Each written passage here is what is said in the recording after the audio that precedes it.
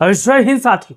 अगर आप भी मोटरसाइकिल चलाने वाले हो, स्कूटी या स्कूटर चलाने वाले हो, या आपके पास चार पहिया या दो पहिया वाहन है, तो अब पेट्रोल और डीजल भरवाने के लिए नया भविष्य में नियम लागू होने जा रहा है। और नियम क्या है, मैं आज आपको सरल भाषा में समझाने वाला हूं कि अब एक कागज अगर आपके पास नहीं है, इंश्योरेंस की कागज नहीं है, तो क्या आपको सच में पेट्रोल टंकी पर तेल मिलेगा या नहीं मिलेगा। कब से यह नियम लागू हो रहा है और सुप्रीम कोर्ट ने अपने आदेश में क्या कहा है, आज मैं आपको सरल भाषा में समझाने वाला हूं। तो हमारे पीछे आप तस्वीर देख सकते हो और पढ़ सकते हो, पेट्रोल डीजल भरवाने वालों पर नया नियम लागू, सुप्रीम कोर्ट का बड़ा आदेश, no insurance no fuel. Petrol pump पर अब पहले चेक होगा इंश्योरेंस। अब हमारे जितने भी भाई हैं, चाहे मोटरसाइकिल इस्तेमाल करते हो, चौपहिया या कुछ भी इस्तेमाल करते हो, तो अब आपको सावधान हो जाना है। अगर आपके गाड़ी की, आपके कार की इंश्योरेंस नहीं है, तो आपको हो सकता है भविष्य में पेट्रोल टंकी पर तेल ना मिले और आप खाली हाथ वापस आ जाओ। तो यहाँ पर पहले देख लीजिए, सुप्रीम कोर्ट ने केंद्र सरकार और IRDAI से ऐसा पायलट प्रोजेक्ट तैयार करने को कहा है, जिससे वाहन का वैध थर्ड पार्टी इंश्योरेंस चेक करने ही पेट्रोल या डीजल देने की व्यवस्था हो।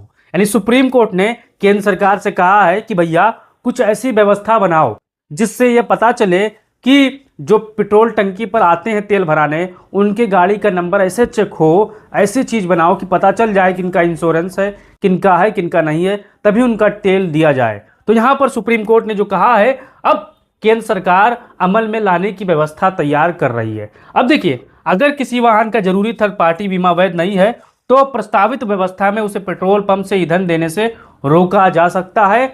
यह नियम लागू होने वाला है भविष्य में साथियों।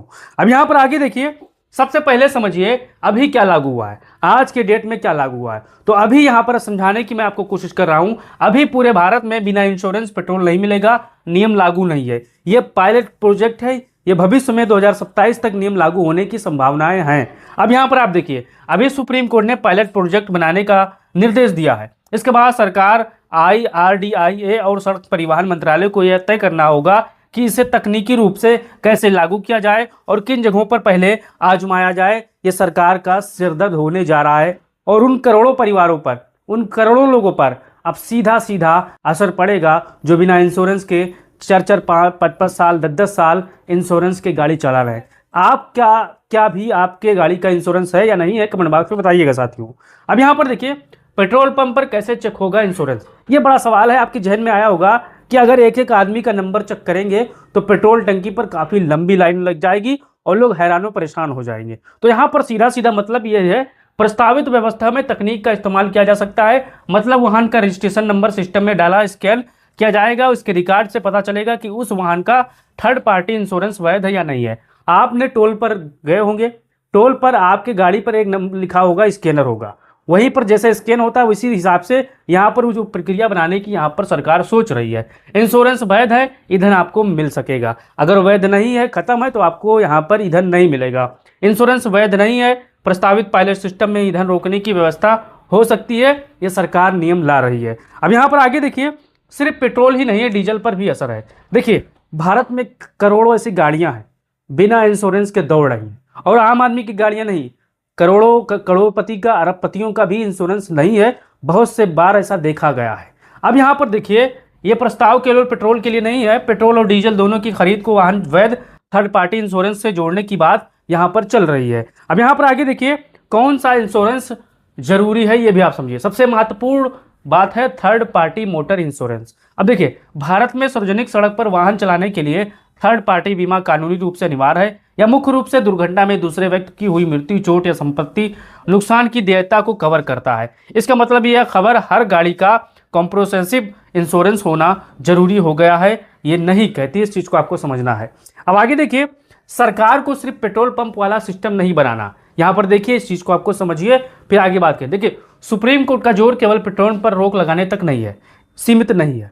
वो सरकार को आदेश दी है कि ऐसे ऐसी जगह लगाया जाए जहां लोगों की भीड़ ज्यादा हो।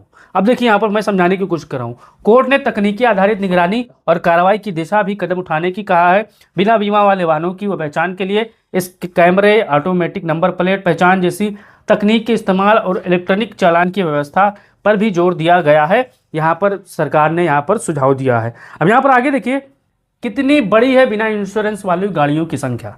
एक रिपोर्ट में बताया गया है कि इसकी संख्या लगभग करोड़ों से ज़्यादा है। आपके मोहल्ले में, आपके आसपास हो सकता है आपकी गाड़ी का भी इंश्योरेंस ना हो, क्योंकि आज महंगाई का दौर है और हर आदमी चाहता है कि पैसे बचाया जाए। लेकिन यहाँ पर आप देखिए रिपोर्ट में सुप्रीम कोर्ट के सामने करीब 16 करोड़ 54 लाख अनइंश्योरेंस व्हीकल्स का आंकड़ा सामने आने की बात कही गई है। कुछ रिपोर्टों ने सड़क पर मौजूद वाहनों के लगभग 56% बराबर बताया गया है। अब हमारे कुछ ऐसे साथी हैं वो इस चीज़ का दिमाग जरूर लगा रहे होंगे कि इसमें तो जनता का फायदा कम होगा, कंपनियों का फायदा होगा। तो क्या आप हमारी इस बात से सहमत हैं कि इसमें जनता का फायदा कम होगा और कंपनियों का ज़्यादा फायदा होगा? क्या आप इस बात से सहमत हैं? तो कमेंट बॉक्स में बताइएगा, क्योंकि यहाँ पर ये बड़ी समस्या है। कानून में इंश्योरेंस अनिवार्य होने के बावजूद बड़ी संख्या में वाहन बिना वैध बीमा के चला रहे हैं। अब एक सवाल है कि अगर यहाँ पर कानून में इंश्योरेंस अनिवार्य होने के बड़ी संख्या में वाहन बिना वैध बीमा चला रहे हैं, अब आपके पास लाइसेंस हो तो आप गाड़ी चला सकते हो, लेकिन बिना बीमा के ऐसा कोई नियम कानून होना चाहिए। क्योंकि यहाँ पर लगातार सवाल उठ रहे हैं कि बीमा क्यों ज़रूरी होता है। भाई ऐसा नियम आए कि अगर आप चाहो तो आप अपनी गाड़ी का बीमा करवा लो, आप चाहो तो ना करवाओ। ऐसा कोई नियम कानून आ जाए ताकि जो लोग बीमा कराते हैं वो करा लें, जो नहीं कराते हैं वो कोई बात नहीं। ऐसा अगर नियम आएगा तो आप क्या उससे संतुष्ट होगे? आप बताइएगा साथियों। अब यहाँ पर देखिए अब आम वाहन मालिक को क्या करना होगा। देखिए मान के चलिए भारत में सबसे ज़्यादा हमारे जो दुकानदार भाई हैं, रेहड़ी पटरी वाले हैं, फल सब्जी दूध बेचते हैं, उनके लिए क्या होने वाला है। देखिए अगर आपके पास बाइक, स्कूटर, कार, ट्रैक्टर या कई अन्य मोटर वाहन है तो अभी से आपको यह काम करना है। काम क्या है? अपना इंश्योरेंस आपको चेक करना है।